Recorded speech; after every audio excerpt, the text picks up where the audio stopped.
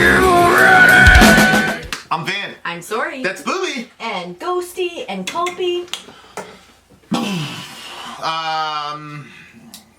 Okay, so one of our villagers reached out to us. Close friend of ours in the village. Yep. And some difficult things going on. I don't know how much.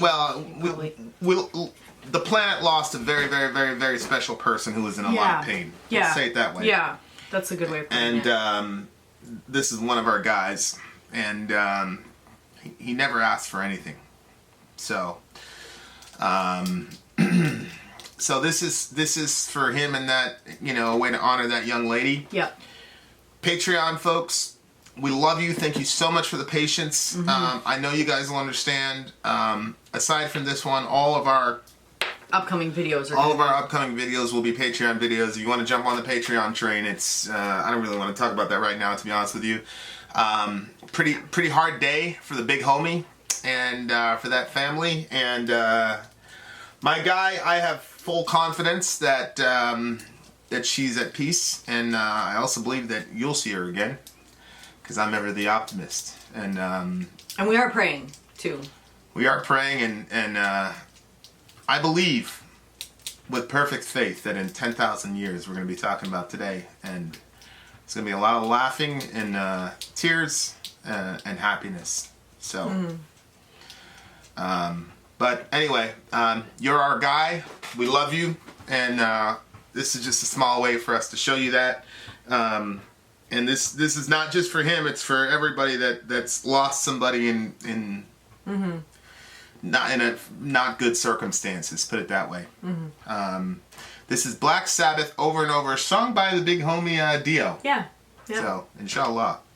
Go.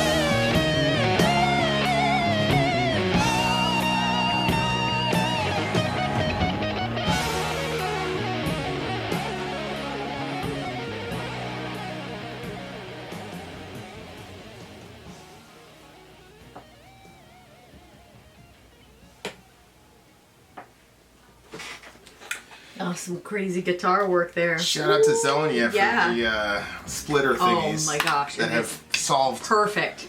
Zonia always says. Vin can break his eardrums and I can salvage what's left of mine. I'm certain I've done something to probably damage my eardrums. You have, and I think that's why you're good with stuff being loud and it seems normal to you. And I'm like, oh. I agree. Well, so this works good for us, thank you. Jeez. Good Lord. Yeah. Can you pull up those lyrics again? Yeah. Yeah. There. Well, first of all, lyrically speaking, he's such an amazing lyricist. Yeah, yep. You know, Dio. And obviously, sonically, the way he sounds is, I mean, it's just crazy. It's just perfect for this song. Mm-hmm. This is one of those songs that nobody else could have sang. Yeah, I think. I agree. Like, this is absolutely a, you know, a song ready tailored for him. But, you know, he just blacked out on that solo, man. I know. Like, yeah, good it was Lord. really good. You know, Fade to Black, like, you know, every time I listen to Black Sabbath, I'm like, whoa, okay, this is where we all, this is where everybody got everything from.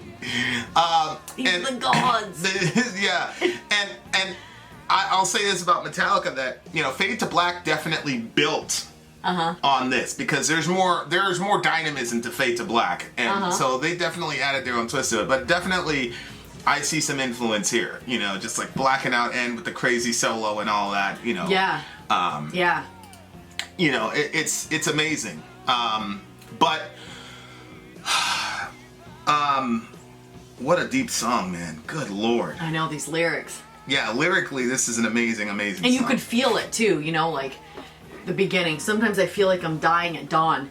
There's been times where, like, at night, where if I'm like very, very depressed and I'm just dealing with a lot of things, I think of that verse that says, like, sorrow will last for the night, but joy comes in the morning. Yeah. Yeah.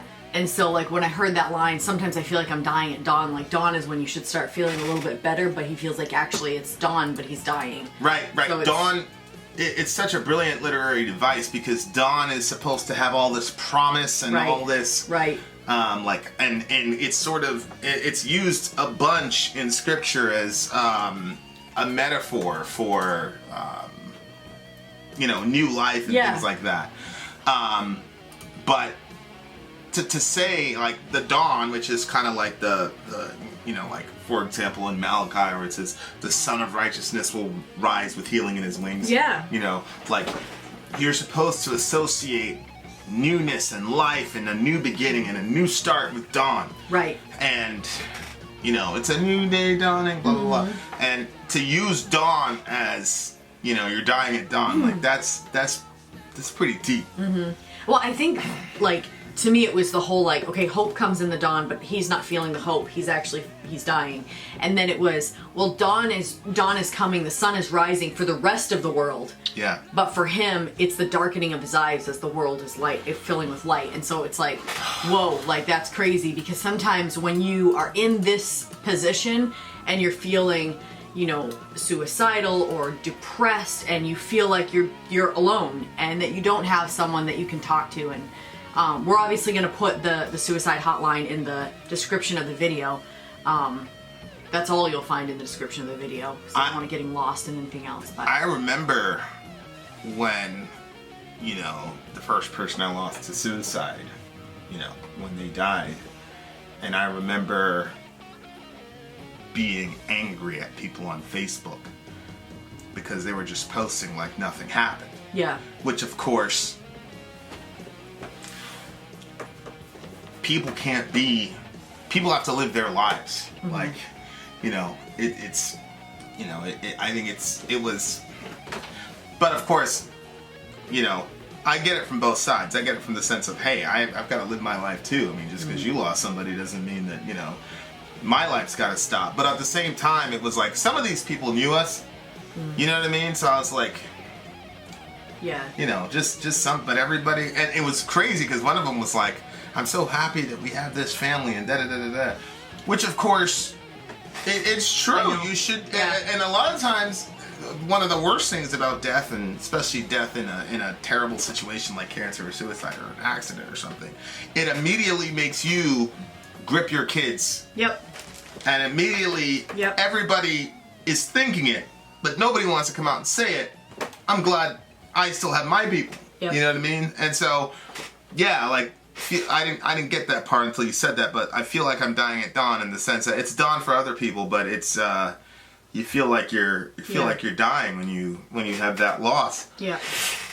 And go ahead. I think that like what you're expressing is you want that moment of silence for someone that has passed on. Like you want like the world to just stop for like even just a moment. You know what I mean? But there's so much tragedy in the world that because we live in a fallen world that's full of sin and tragedy, the whole world would have to go silent forever because there's always amazing people that have died that the world should be silent for. You know what I mean? Mm. So like, but yeah, I get that. I actually remember I thought it was you that you were saying, and I'm pretty sure it was that event when someone had passed on and it was a pretty tragic thing, and then Facebook was still rolling, but that somebody had posted like because there was a birth was happening in their family, and they put something like you know, there's basically death here and life here. Was it you that had happened to? Yeah. Or was it that? Yeah, like it's like, well, I mean, my gosh, like why would you post that like that? You remember that? Yeah. Yeah. Yeah. I remember you saying it, and I remember thinking, what the heck is... Well, I mean, there you go. You know, I remember in AP English, we were doing Death of a Salesman. Reduced to a contrast. Yeah. But go ahead. You were doing AP English and what? We were doing Death of a Salesman. Yeah. The, you know, famous one or whatever, and our teacher was saying that this line that I'm about to read is like the line and the most famous whatever. It's right here. Then make Charlie your father, Biff. You can't do that, can you? I don't say he's a great man. Willie Loman never made a lot of money. His name was never in the paper. He's not the finest character that ever lived, but he's a human being and a terrible thing is happening to him, so attention must be paid. He's not to be allowed to fall into his grave like an old dog. Attention must be finally paid to such a person. You called him crazy. Yeah. So like Biff was gonna replace his dad with the, you know, whatever, and the mom was saying, and the way that she did it, and because we got you acted it out. We watched it, yeah. Oh. And when she did that line, because she said, "There's a famous line here, da da da da," and she was like telling us, "Watch out for it," and we all caught it immediately. Like, that's the line. It. Attention must be paid. And I think that is, you know, in this, and it's hard because, you know, when she says he never made the paper, everybody makes the paper now because of social media. You know, so if somebody's death gets published in the paper, I am more likely to see it on social media than in our local paper. Of course, yeah. And so I get it that it's harder because you're, especially, you know, us, you're always exposed to tragedy, whether it be social media or whether it be, you know, we've got 118,000, you know, whatever. But I don't care. Attention has to be paid. Of course, yeah. And so, you know, there's every time I hear something, believe me, we both get affected by it.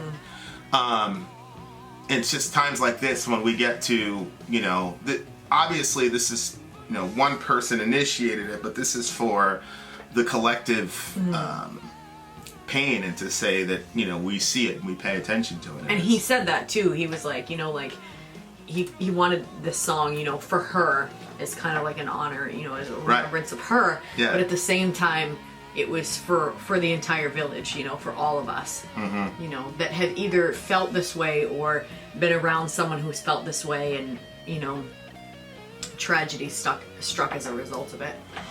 Yeah, and this line really struck me too. This was pretty big for me. Sometimes I cry for the lost and alone, and for their dreams that will all be ashes. But lately I feel like I'm just gonna rain, and it goes, you know, and it happens every time there's one of these mass shootings. Yeah. You know, where, you know, the last one, well, it wasn't the last one, but it's too many to keep count. But it was in, I think it was North Carolina or Virginia or something like that. And the cop was doing the press conference. He said, this is the worst day we've had.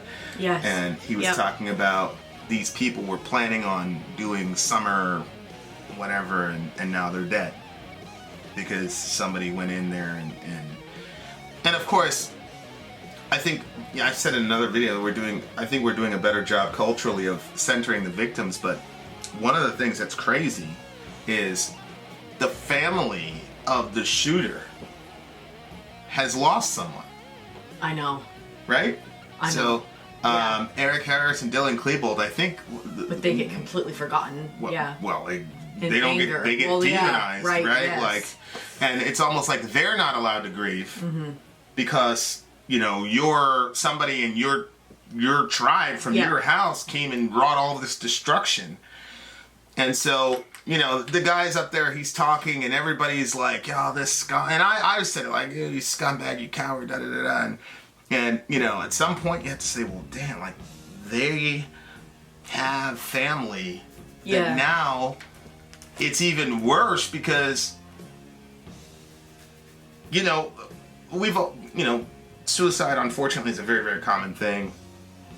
And there's sort of like a community where you can, oh, yeah, I lost somebody to suicide. People are like, oh, man. If you've lost somebody to an active shooter situation, people, oh, man, that's terrible.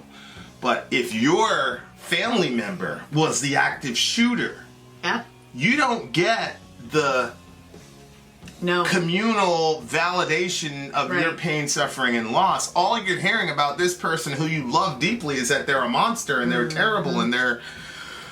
And if you're the parents, people are looking at you like, wow, what did you do in your childhood? Oh, yeah, Columbine happened. You know, there's a TED Talk with, you know, I think it's Eric Harris's mom or Dylan Klebold's mom where she talked about that. And you know, I think that it's something that, you know, has to be looked upon as well. Like, okay, say what you want about that other person. Like, if we're, you know, you're not at the point where you can forgive a person who does something like that. I get it. But there's a family member now. You know, it's like watching, what do you call it? Wasn't Lone Survivor. It was a movie where they got Bin Laden, Zero Dark 30. And it showed the Dev Group guys going in there, and when they killed Bin Laden, his daughters were there. He had two little daughters there, and they went and they did what they were supposed to do.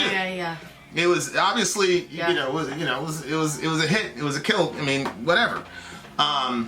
So they had him on site, and they did what they were supposed to do. But at the same time, it's like, think about like the trauma. You just saw your dad get blown away. You don't get to say goodbye. You don't get to do a funeral. They just zip him up and off he goes. It's just like. So sometimes, you know, when he say I cry for the lost and the alone, it's like it's that type of thing where a lot of times in these situations, you know, because we have the worldview that sin is killing us, that, you know, and that sometimes that sin controls a person, even though, and that's where the I don't judge thing comes from, in the sense of, I don't know the degree to which this person was completely responsible and the degree to which they were just taken over by sin, right? Like, you know, like alcohol, like, you know, you got yourself drunk and then you did something. I don't know where that line is. God does, and that's why I don't judge, because I don't have the wisdom to slice that line. But whatever it is, it's just like all the loss and the pain and the suffering that all these families are now going through. And I just remember, like, you know, I just left the room and, you know, took an hour and a half shower and then just, you know, cried it out a little bit. And the biggest thing that got me was, I'm like, people are going to look at this, they're going to say, oh, it happened again. The pro-gun people are going to throw out a defense for guns, and the anti-gun people are going to, you know, whatever, and you're going to have families that are completely changed. And I could not imagine sending you off to a store and then I got to wait outside and then I got to go identify your body, like, or losing a child. You hear about people lose children and you know, and it, you know, it kind of it's one of those things where it's like, you'll cry forever. And that's one of the things I was like talking to God. I'm like, you know, people are just gonna go on like nothing happened. And he said, son, you know, they'll be crying forever. you know, and I was just like, you know, and then it was one of those like, you know, now you know how I feel type things where God is, you know, it's a weird thing where Scripture tells us to weep with those who weep and rejoice with those who rejoice. And I think God is perpetually doing that. Yeah. He's rejoicing at a graduation and weeping over the fact that one of the kids didn't get to graduate because he took a bullet for his classmates. Yeah. And, you know, Orion was born on a day that there was an active shooter. He was rejoicing with us and weeping with those people. And you know, a very important person left this earth. Was it today? No, it was a couple days ago. A couple days ago. This it might have week. been a week. A very important person. I didn't check the date. I was just looking at the message. Yeah, she left this earth, you know, and yeah, she wasn't published in the paper, and she doesn't have a whatever, but she was extremely, infinitely valuable person, and you know. So, you know, we'd be crying forever. And so I found some comfort in the sense of saying, like, you know, there's characters in the Bible that are known for being weepy. You know, like Jeremiah is nicknamed the weeping prophet. You know, my eyes shed streams of tears for the slain of my people. Yeah. And there's a whole book called Lamentations. And but it's crazy that Jesus is characterized as a man of sorrow and acquainted with grief. And I think one of the suffering, one of the many sufferings of Christ is that he carried that, and he knew every single time somebody died, like he felt that, you know. And so, and he didn't always fix it, you know. So. And yet he was the man that was invited to the parties. Right. So he couldn't have been going around all depressed all the time because he probably wouldn't have got an invite. Right. Right, like that guy's a downer, he's not coming to the party. Right. But he would go off and pray by himself, and I think that's where he let a lot of that stuff out. Yeah, you that's know, probably where he found the healing from. The sorrow. So I don't think, I don't even think it's on us to you know, get completely shredded over every single death or every bad news that happens. But at minimum we can do is pay attention and salute, you know, attention must be paid. Yeah. Because, you know, and, you know, it's one of those things where, you know, good Lord, and the brevity of life, too many flames. That was the part that caught me. Too many flames with too much to burn, and life is only made of paper. Right. Oh, how I need to be free of this pain. So, to me, that was just like, there's so many trigger situations around me. There's so many things that you know, this person felt like that they're not overcoming. And then life is only made of paper. So there's so much fire, but life is just... And it says, oh, how I need to be free of this pain. Yeah. When you get to the point where you feel like life only consists of pain, you need to get help. Dangerous situation. Yeah.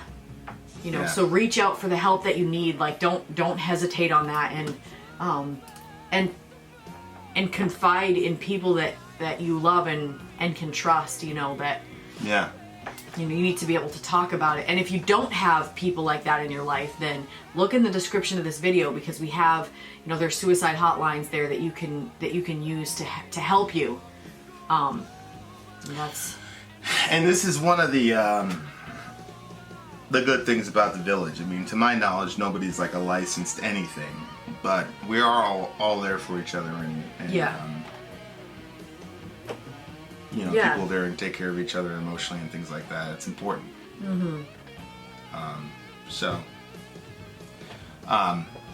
But yeah, I mean, it's but then there's also like just the brevity of life, you know, like everything is fire and we're only made of paper. Like, it's so brief, you know, like Orion is going on 2 months and he's long and he's starting to smile and get heavy. And it was just yesterday, he was just a little ball spinning around. I know. You know, and now here he is, Mr. Personality. You know, so... well, I think that's what I got out of, but it goes over and over and over again.